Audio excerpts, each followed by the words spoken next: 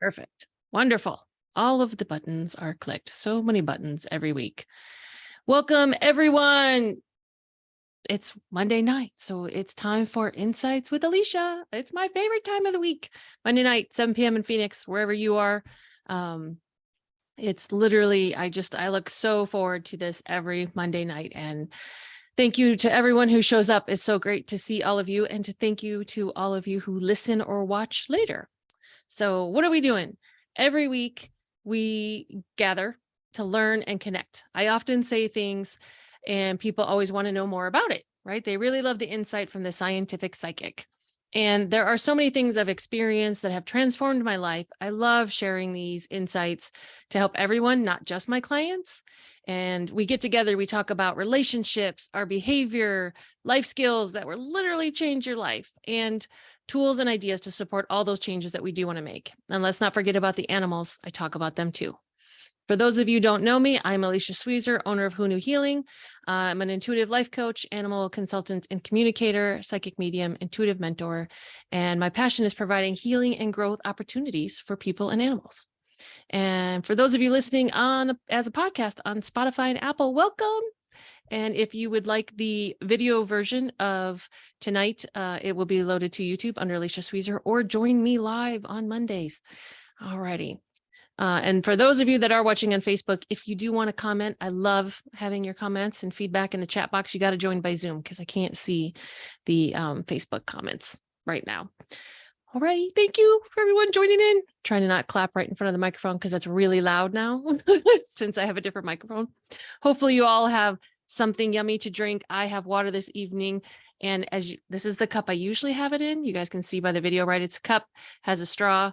And this is the only cup I will now be using around my computer because someone I know, she had a mishap this week. She spilled her coffee on her keyboard while she was recording something, and it killed her keyboard. And since my keyboard is my laptop, it's just not a piece that I can replace. So I'm learning from her humanness, as I told her, and I said, thanks for taking one for the team. And I will only have a cup with a lid and a straw now around my computer. I normally have a big Harkins cup. For those of people in Arizona, Harkins is a movie theater here, and we have the big souvenir cups, right, that we use every year. And that's normally what I have on the desk, but no more. So the other thing I wanted to say to everyone is I wanted to offer the invitation for everyone watching and listening to send me ideas for things to talk about.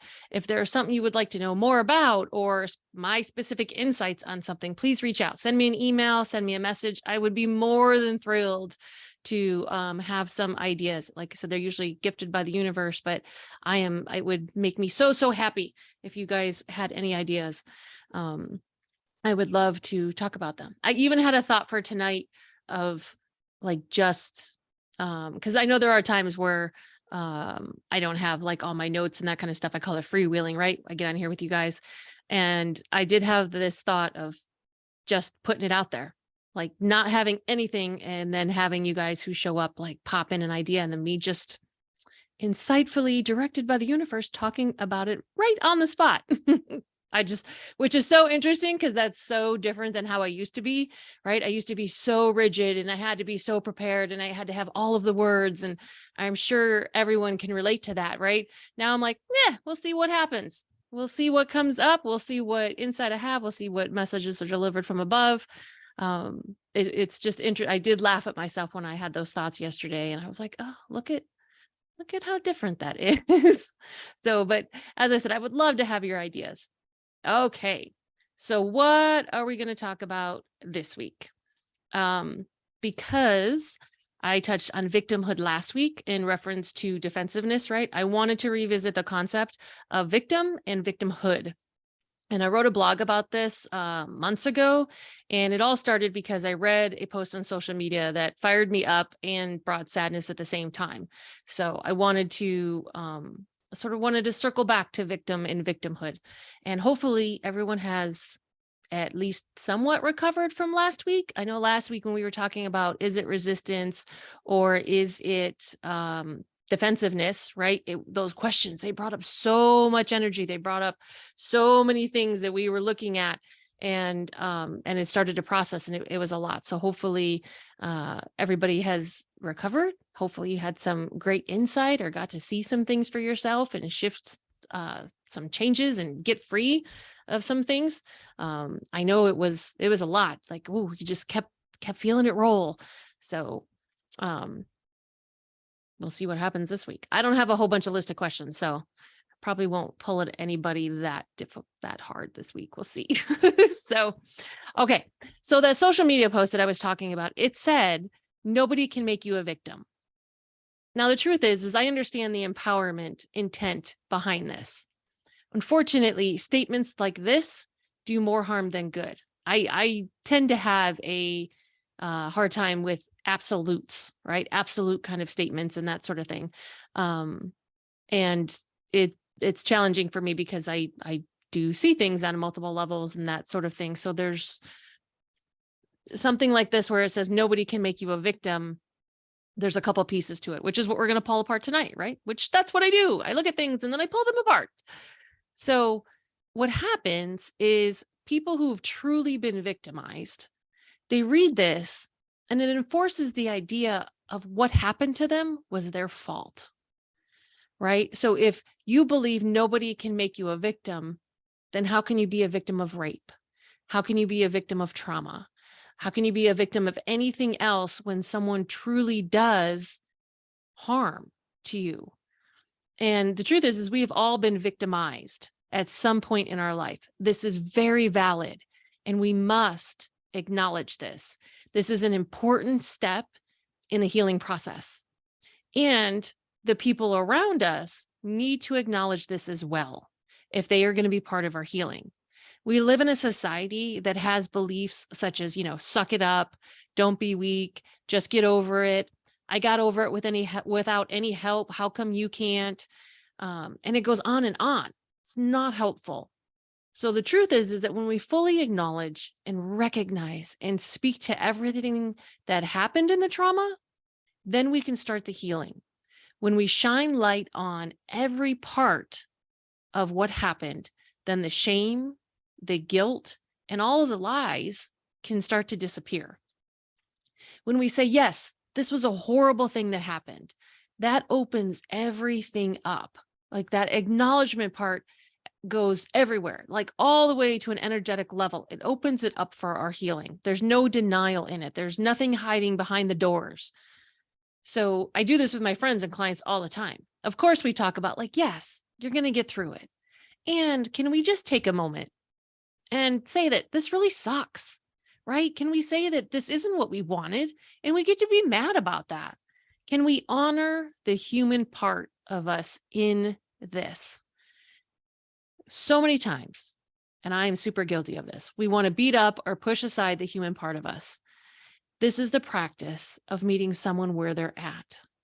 When we do that, we are truly seeing them and hearing them, and they feel deeply cared about. Because this is kind of the place where we talk about toxic positivity, right? Where people are like, oh, it's going to be fine. You're going to get over it. Just do your gratitude list and think about all the good things you have. And those are absolutely valid tools. And those tools don't take the place of honoring yourself where you are in the process of honoring, like, yeah, you know what? Something did just happen to me. For me to just act like that didn't and be like, oh, I'm going to do my gratitude list, it cuts off our healing. It cuts us off at our knees because it stops us at that level. And we never get to those pieces that are deep down of where that trauma sticks in our body and where it sticks in our heart and it sticks in our behavioral patterns. And then it's carried throughout the rest of our lives everywhere. So we want to be mindful of that. One, when we're talking to our friends or anyone, like pay attention. I invite you to do that, of really focusing on meeting people where they are and going, yeah, I get it. Because sometimes that's all we really want to hear first. It's like I always tell everyone, it's like love than teaching, right? I need to feel, if I'm all in my emotions, I need to feel cared about before I can hear the wisdom that you may be saying to me. And this is another practice of that, of where we go, yeah, you know what? Dang, that sucks. Oh, it sucks. This is not what we wanted. and we have our feelings, and then we go, okay, now what are we going to do? So that is the part where we talk about being truly victimized and being truly a victim. The next part we're going to talk about is when people are choosing to continue to be a victim to the instance of the victimization, right? So this is a completely different situation. This is where we get stuck in victimhood. There's a concept around this mindset. It's called woundology. It was written in a book. I don't know if the book ever got published. I ended up with like a copy of a chapter of it a few years ago. And this idea of woundology is that we have a trauma in our life, right? We have a wound, and then we create our entire life around it. It becomes our self-identity. And one of the examples I use with my clients is, I don't know, I had to read it in high school. I'm sure some of you had to, the book called Red Badge of Courage, right?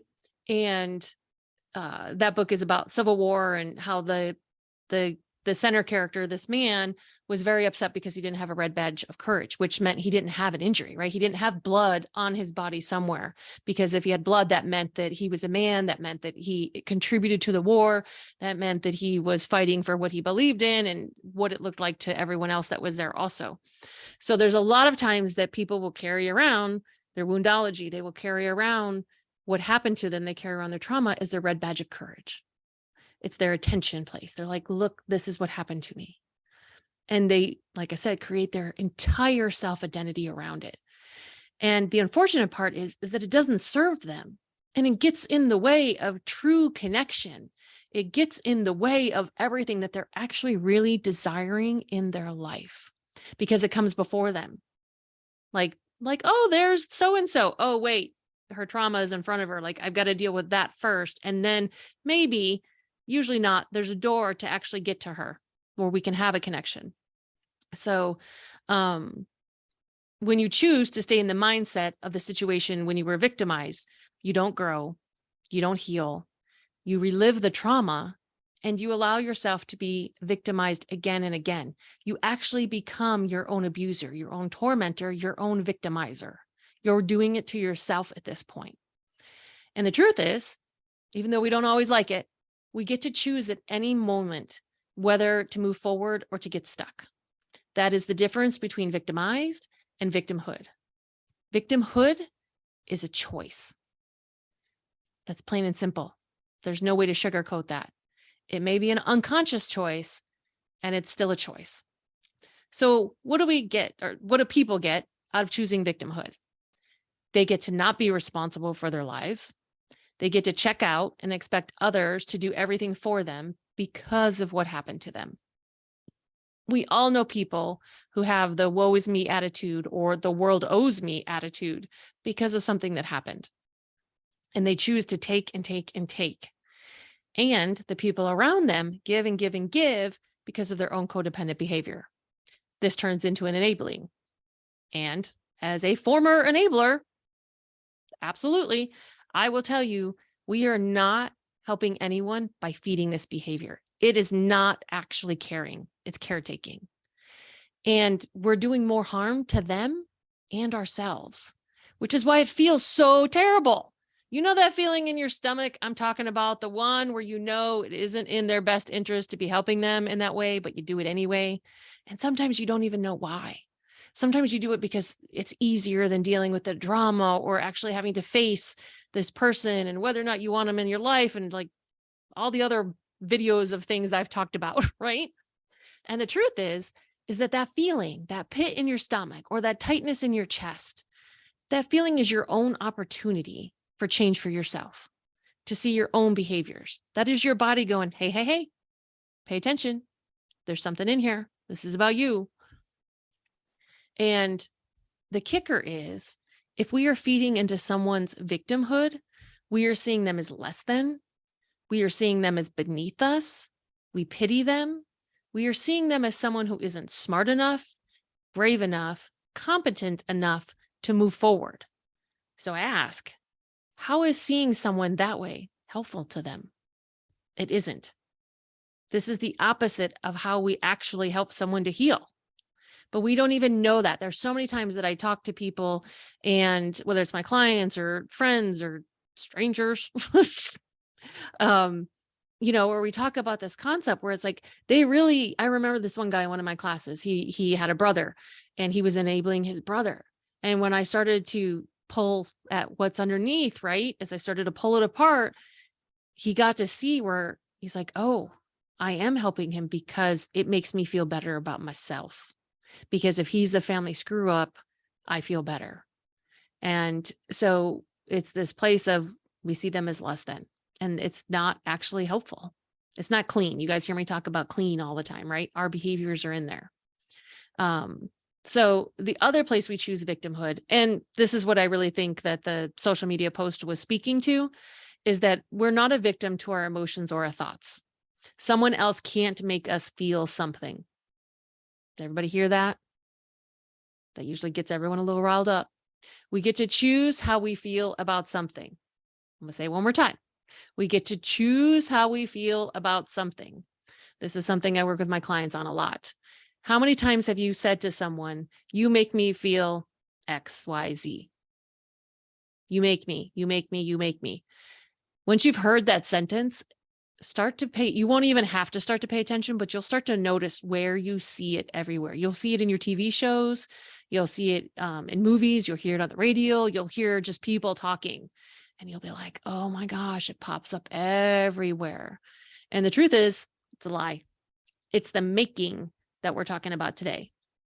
And I know there's a lot of people that want to argue this point. I know when it comes up with my clients, they're like, they get all riled up.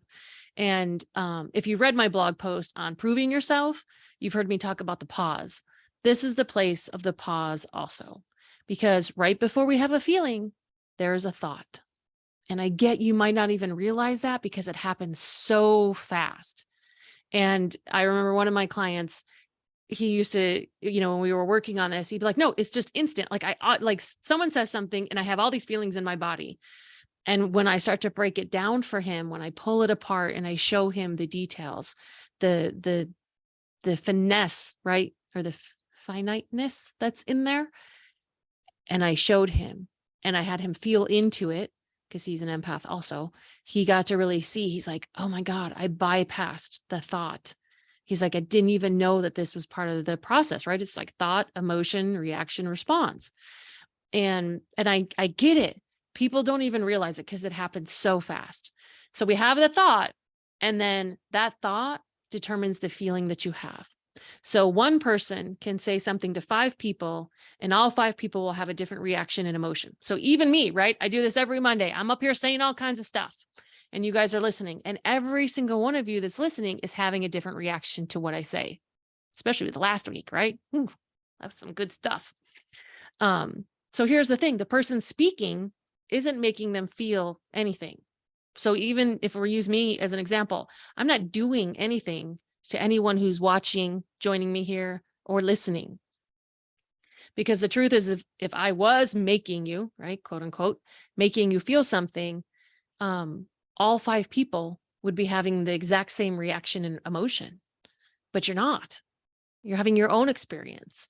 It's your own thoughts, your own filters, your own perspectives, your own life experiences that create that emotion. I'll give you an example of this in a second. So I get it if you want to fight against this idea, because somewhere in there of our basic belief, our basic false belief, is that we can only be safe when it's someone else's fault. It's vulnerable and scary to realize we are solely responsible for our lives and the experience that we are having here, as far as the internal part, right? Like I said, things do happen and we have reactions to them and we have responses.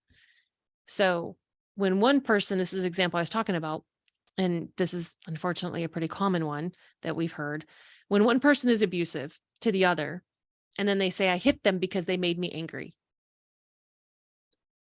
It's their fault. The F it is.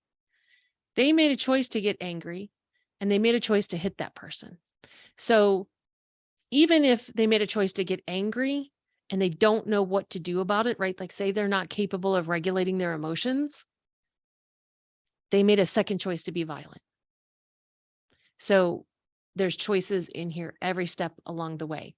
The person who made them angry, quote unquote, right? The person who burned the dinner, the person who didn't, get the car fixed. They're not making the other person abuse them. It's a choice. So, as I said, we all see this world through our own filters. And even with the social media post that I was talking about, right? When I saw it, I was like, oof, I see a couple pieces in there. Other people commented and said right on, like they were like, that is absolutely perfect. That's absolutely true, right? I had a different reaction and response. Now, is the person who made the post responsible for how I responded or how those other people responded or how I felt? Nope. So, I thought to myself, what? And this is the place that I'm talking about. This is the place of the pause and the thought creating the feeling. I thought when I read the post, well, that's not completely helpful. And then the feeling I chose was based on that thought. And that was and the thought was based on that thought. And the feeling I had, confusing myself here, was inspired and a little bit of sadness because I know people who have been victimized and they have been told that it's their fault. They have been told that they shouldn't have done X, Y, Z, and this wouldn't have happened to them. So the idea behind this, though, is that our feelings are not an excuse, right? Example given, anger causing physical violence. No, you get angry, you got choices. Like we have choices every step along the way, every little piece in that. So that example shows how we all experience things, right? We get to choose how we react and respond in every second of our lives. If you're offended by something, all that is doing is telling you something about yourself, right? I know people get upset about that. I think it's pretty cool. It's exciting. I rarely get offended, like actually offended. So on the really, really rare odd case it happens, I'm always like, wait, what? Like first I have to be like, what is that? I don't recognize this feeling. Right.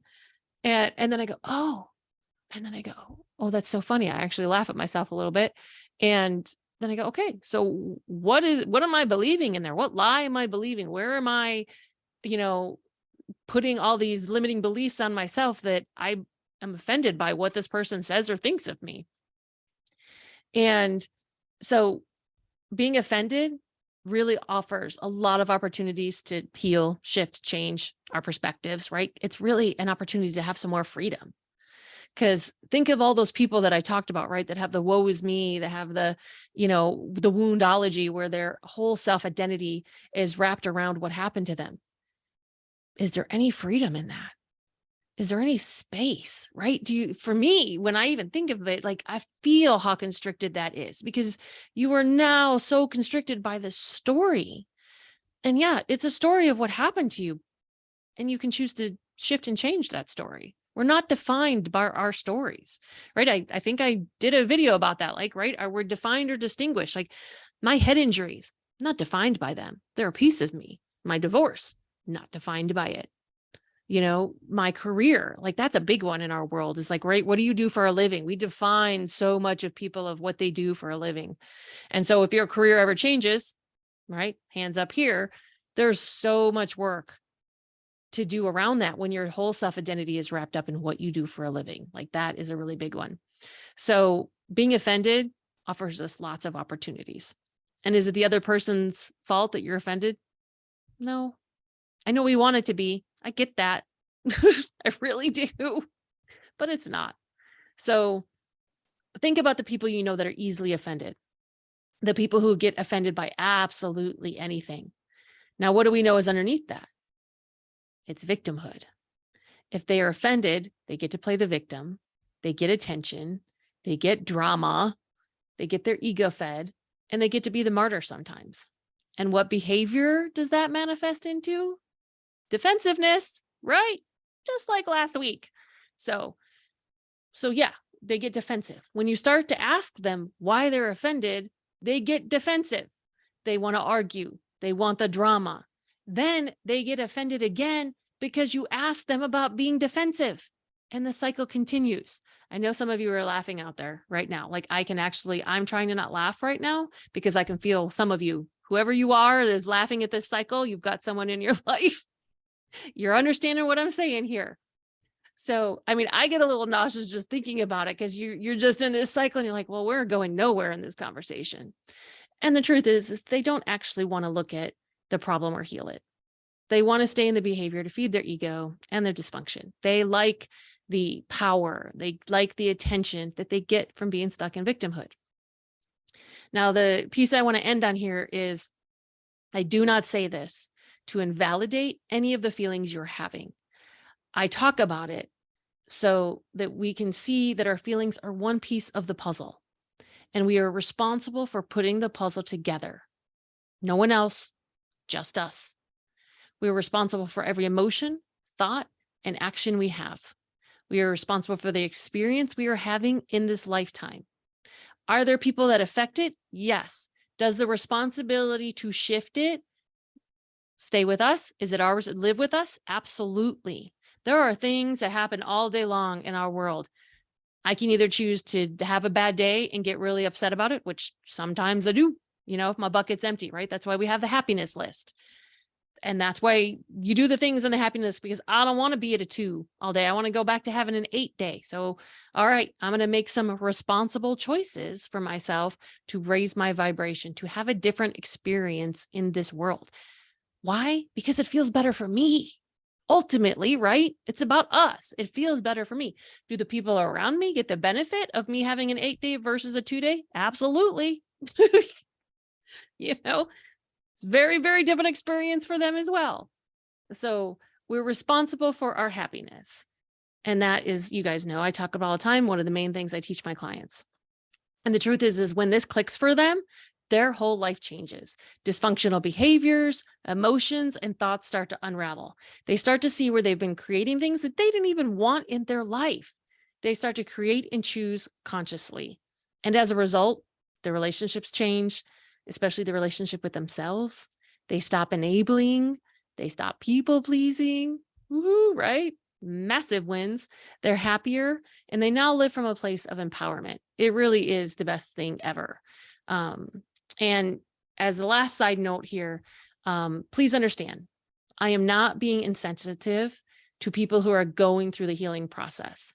And the truth is when you are going through your healing process, you will go through bouts of victimhood, right? You just get in it. This is normal. There's no judgment in being in victimhood. What we want to look at is that we don't want to get stuck there. We don't want to consciously or unconsciously choose it. We don't want to wrap our identity and the rest of our lives around it. So we want to recognize it and shift it, because the truth is we've all been there. And when you're stuck in victimhood, it feels freaking terrible, right? And there's always a way to move forward.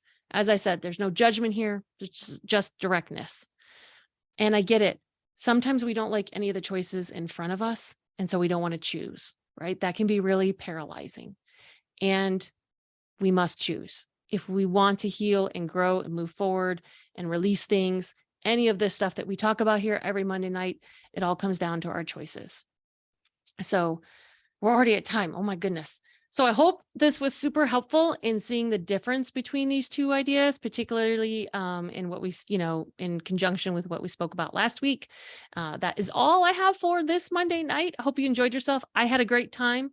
As always, I really do just love connecting with all of you. It's, I just can't say it enough. It really is my favorite thing. And if you have ideas, send them to me. Let's talk about stuff. I will see you again next Monday. If there are people you want to share this with, of course, right, the video will be uploaded to YouTube channel tonight under Alicia Sweezer. Subscribe. The link, all these links that I talk about are in the event listing, Facebook, Meetup, or you can listen to it on the podcast, right? Spotify, Apple, and the other platforms. Thank you to everyone who has donated to my Cosmic Tip Jar. I immensely appreciate it. It allows me to create more free things that I can give to people. And if anyone feels led to do so, the links are in the event info, multiple options for you. Thank you so, so, so much. And as always, if anything I talked about tonight makes you want to learn more, reach out, book a session, get your discovery call in so I can answer your questions, and let's see what we can create together. All right, everybody, you have a great week. We're getting closer to the holidays. I can't even think like Thanksgiving is next week, right? It's crazy. All right, everyone, have a good night. Thank you so much for all the comments in the chat box. Seems like people really loved it, thought it was good content. Thank you. I love the feedback as always. All right, everyone, stay warm. I'm freezing here in Phoenix. I know some of my people that are watching are in the Pacific Northwest, so they laugh at me when I say I'm cold and it's 70 and they're all bundled up. And all right, so everyone have a great week. I will see you next Monday.